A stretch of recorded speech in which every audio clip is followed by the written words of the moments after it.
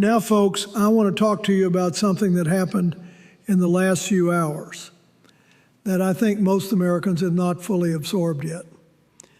And I want to talk about it calmly because the gravity of what we're dealing with here demands clarity, not shouting. On March 30th, 2026, President Trump posted on Truth Social threatening to, and I want to use his words exactly, completely obliterate Iran's electric generating plants, oil wells, Kharg Island, and, listen to this part, possibly all desalination plants. All of this, he said, if the Strait of Hormuz was not immediately opened. Now look, I've sat behind that desk. I've had to make decisions about the use of American military force in Kosovo, in Iraq, in situations where lives hung in the balance and the world was watching every syllable I spoke. And I can tell you, words from a president are not just words. They are policy. They are signals. They move markets, they move armies, and they move history. When a president says something publicly, every foreign ministry on earth treats it as a statement of intent. Every military planner adjusts. Every intelligence agency recalibrates. Now, there's something about the specific targets he named, desalination plants, that I want you to think about. And we'll come back to that in a moment because it matters more than you might realize. It matters in ways that go beyond military strategy and into something much more fundamental about who we are. Let me also tell you what's already happening right now, today. Brent crude oil is above $115 a barrel, up over 60% since this war started on February 28th. That's not an abstraction. That's the price you pay when you pull up to a gas station. That's grocery bills going up. That's small businesses deciding whether to keep the lights on. So when we talk about what a president threatens, we need to understand there are consequences that reach into every household in America. Let me walk you through how we arrived at this moment, because context matters. You can't understand the danger of where we are if you don't understand the road that brought us here. On February 28, 2026, the United States and Israel launched Operation Epic Fury, a coordinated military campaign of massive air and missile strikes against Iran. On day one, Supreme Leader Khamenei was killed. Now that is a seismic event in the Middle East. We're talking about the most powerful figure in a nation of 90 million people taken out in the opening salvo. Since then, over 13,000 targets have been struck. Over 1,900 Iranians have been killed, including, tragically, over 200 children. More than 3 million people have been internally displaced inside Iran. Over 1 million displaced in Lebanon. The Strait of Hormuz, through which 1/5 of the world's oil supply normally flows, has been blockaded. Our ally Spain has closed its airspace to U.S. military flights and forced us to relocate 15 aircraft from bases on its soil. And here's what concerns me deeply as someone who believes in our constitutional system. This war was launched without congressional authorization. The Senate had a chance to assert its constitutional war powers on March 4th. The vote was 47 to 53. It failed. The House rejected it too.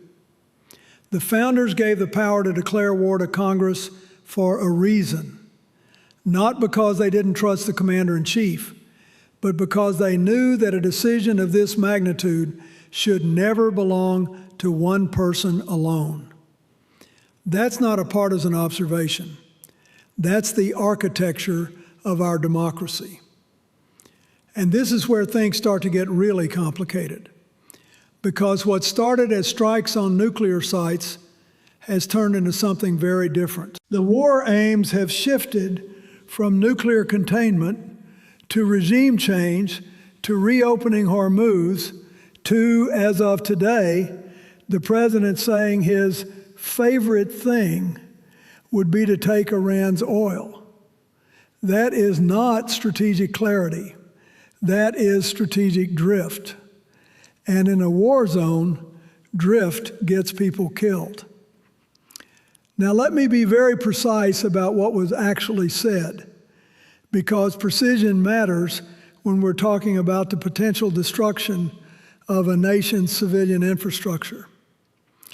In his Truth Social post on March 30th, President Trump threatened to completely obliterate Iran's electric generating plants, oil wells, Kharg Island's energy infrastructure, and, he added, possibly all desalination plants.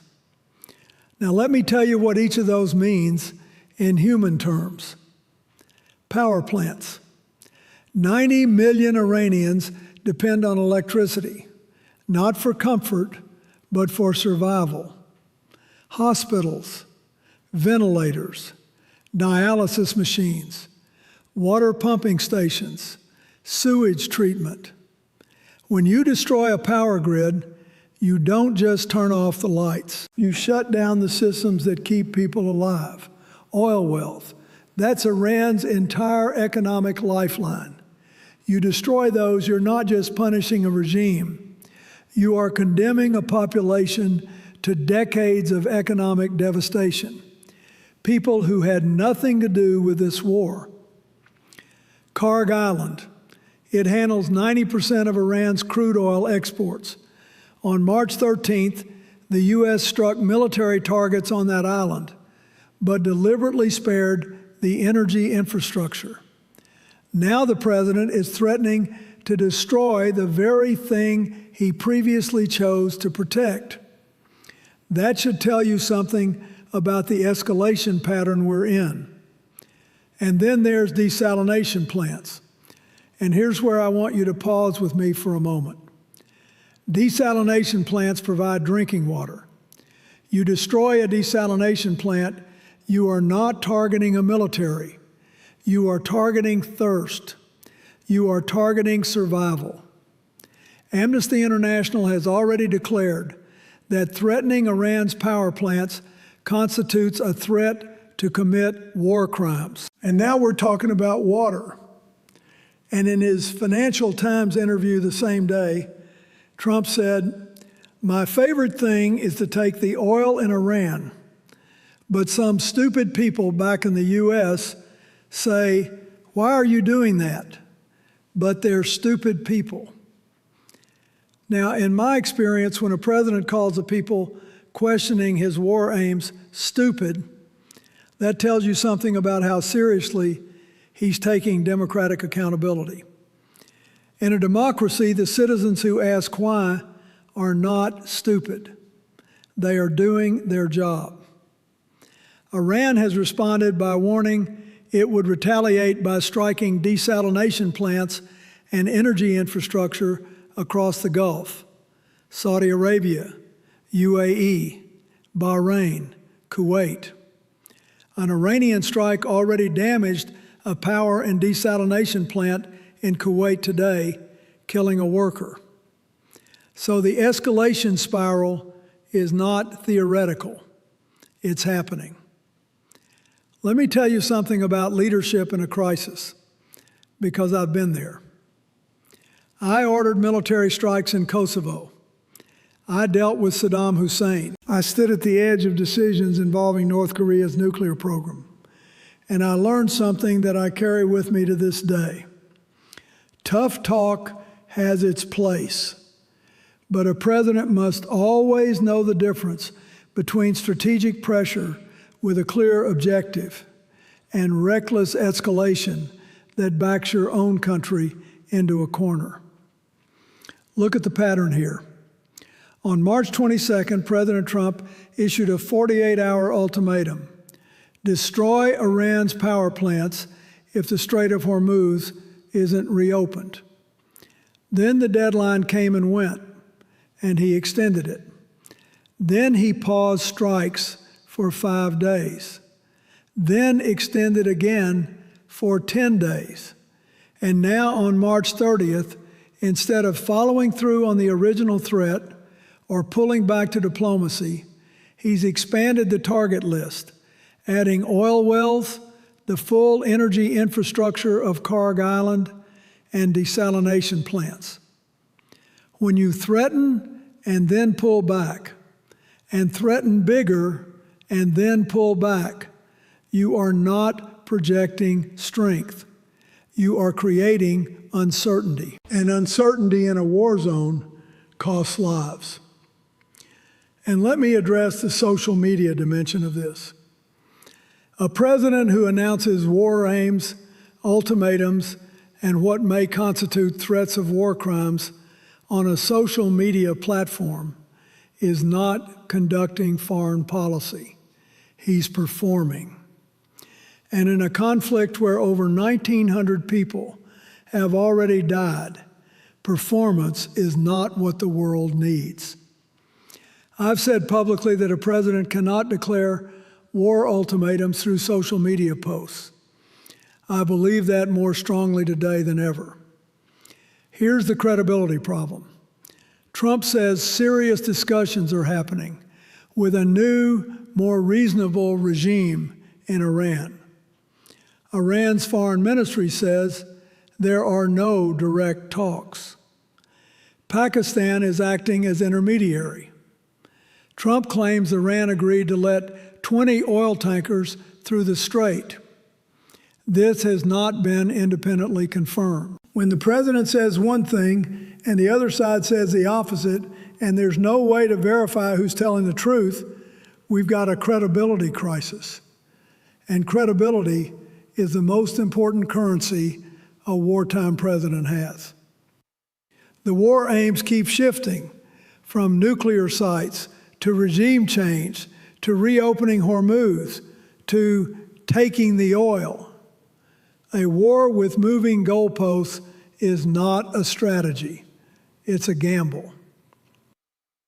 Now I want to talk about something that doesn't get enough attention in the daily headlines, but that may matter more than anything else in the long run. What this is doing to American institutions, our constitutional system, our alliances, and our standing in the world. Let's start with Congress. Both chambers had the opportunity to assert their constitutional war powers. The Senate voted it down 47 to 53. The House rejected it too. Now look, I understand the political pressures. I understand party loyalty. But if Congress will not assert its constitutional authority during an active war that was launched without its approval, then I have to ask, what is the constitutional role of Congress? Because the founders didn't put the war power in Article 1 by accident. They put it there because they understood that the decision to send Americans to kill and to die must be shared, deliberated, debated. When that check fails, something fundamental in our system breaks. Then look at our alliances. Spain has closed its airspace to U.S. military flights involved in this war. Spain's economy minister said publicly that the decision was made not to participate in or contribute to a war which was initiated unilaterally and against international law. The U.S. had to relocate 15 aircraft from bases in southern Spain. When your oldest allies start closing their airspace to your military, that is not a sign of American strength. That is isolation. And there's the question of international law. Targeting power plants and desalination plants, civilian infrastructure relied upon by tens of millions of people, raises serious questions under international humanitarian law and the Geneva Conventions. Amnesty International has called the threats to power plants a threat to commit war crimes. I'm not a judge, but I've studied these laws and I've had to follow them. I know that when you threaten to destroy the infrastructure that keeps civilians alive, you are stepping very close to a line that the United States helped draw after World War II. We wrote those rules. We championed them. We held others to them. And now the question is whether we'll hold ourselves to the same standard. The markets tell a story too. Financial analysts are now saying Trump's words are no longer holding as much sway. Brent crude stays stubbornly above $115 despite his claims of progress. When the markets stop believing what the president says, that's not just a political problem, it's an economic crisis in the making. And behind those numbers are the over 3 million displaced inside Iran, over 1 million in Lebanon, over 1,900 dead in Iran, and 1,200 in Lebanon. We're a month into this war, and the human consequences are already staggering. Here's the honest truth, and I want you to think about this carefully. Whenever you see an escalation in a conflict, you should always ask yourself who benefits, not who says they benefit, who actually benefits. President Trump told the Financial Times that he wants to take the oil, his exact words. Now I want you to consider what that means. The United States of America does not go to war to seize another nation's natural resources, or at least we never used to say that out loud. There is a reason we don't say it out loud. Because the moment you declare that your war aim is to take another country's oil, you have changed the character of the conflict.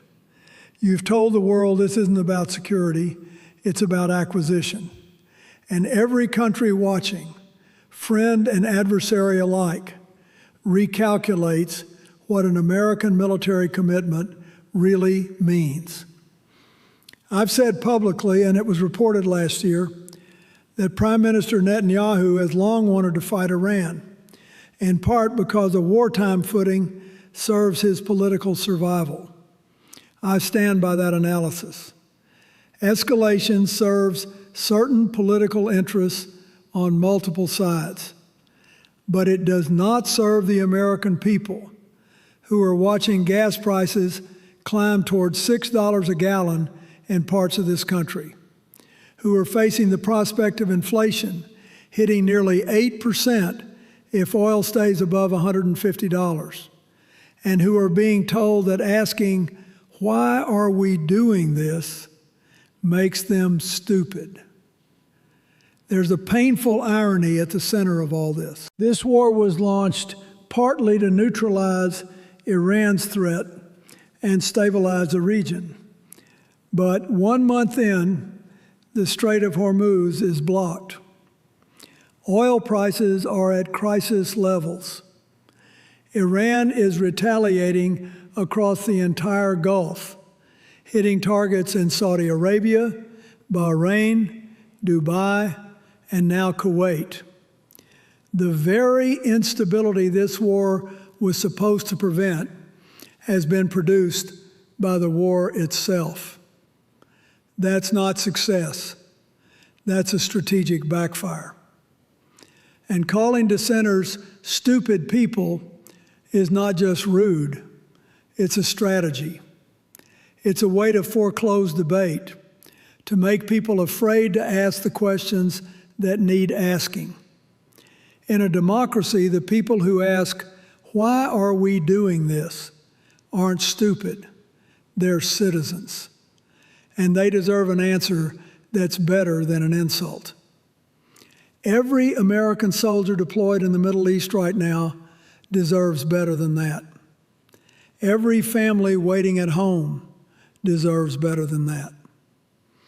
Now let me lay out as soberly as I can where this goes from here. I'm not trying to scare anyone, but I think the American people deserve an honest assessment of the realistic scenarios we're facing. First scenario, escalation spiral. If the United States destroys Iran's power grid, oil wells, and desalination plants, Iran has promised publicly, explicitly, to retaliate against energy and water infrastructure across the Gulf. Saudi Arabia, the UAE, Bahrain, Kuwait, all are vulnerable. We already saw a strike damage a desalination plant in Kuwait today. If this spiral continues, oil analysts are warning prices could reach $150 to $200 a barrel. The Houthis in Yemen could close the Bab el-Mandeb Strait, shutting down the Red Sea shipping lane in addition to Hormuz. That's not just a Middle Eastern crisis. That's a global economic earthquake. Oxford Economics has projected that a prolonged scenario with oil above $150 could push global inflation to 7.7%. Second scenario, a ground invasion of Kharg Island. Trump floated this in his Financial Times interview. He said, maybe we take Kharg Island. Analysts have been very clear about the risks. Iran still has significant army personnel, IRGC forces likely embedded on the island, potentially booby-trapped infrastructure, and the capacity for drone, missile, and fast boat attacks. 3,500 additional U.S. soldiers just arrived in the region aboard the USS Tripoli. Iran's parliament speaker warned that American soldiers arriving on Iranian soil would be, quote, set on fire, unquote. Every military expert I've spoken with says the same thing. Getting onto that island is one problem. Staying there and holding it is another.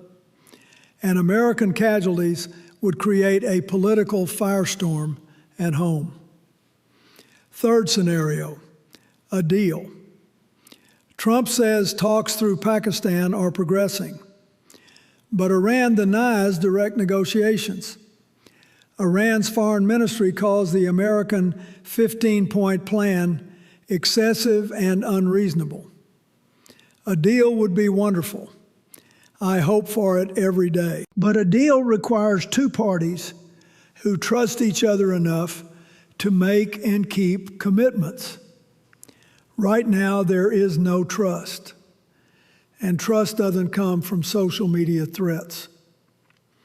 Fourth scenario, and the most likely in the near term, a protracted war of attrition, continued strikes, continued retaliation, continued economic pain, continued humanitarian catastrophe, continued erosion of alliances. And every day this war drags on without a clear strategy for how it ends, the cost in lives, in dollars, in America's standing in the world goes up. Now look, I've lived through a lot of these moments. I've seen America make mistakes. I've made some of them myself. But what I've always believed, What I still believe is that our system has the capacity to correct itself. We've done it before. After Vietnam, after Watergate, after moments when it seemed like the institutions were crumbling, the American people and the American system found a way to course correct. The question is whether we choose to use that capacity and whether we choose to use it in time. The real issue here isn't one president's social media post, as alarming as it is. The real issue is the willingness of our entire system to hold power accountable. Congress must assert itself. I don't care what party you belong to. The Constitution does not give the war power to one person. The press must keep asking hard questions, even when the people asking those questions get called stupid. And citizens, you must demand clarity about where this war is going, what the exit strategy is, and how it ends. Because a war without an exit strategy is not a policy. It's a gamble with other people's lives. I want to come back to the desalination plants because I haven't been able to stop thinking about it since I read that post. When we talk about obliterating desalination plants, we are talking about taking drinking water away from millions of human beings, not soldiers, not generals, not the Revolutionary Guard. Ordinary people, mothers, children, the elderly, who need water to survive. I want every American to sit with that for a moment, because that is being threatened in your name, with your tax dollars, by your government. Let me be clear about what I agree with, because this isn't about blind opposition. Iran's nuclear program is a genuine threat. Iran's missile capabilities are dangerous. The Strait of Hormuz must be reopened. These are not partisan positions. I've worked on Iran policy myself. I know how dangerous that regime can be.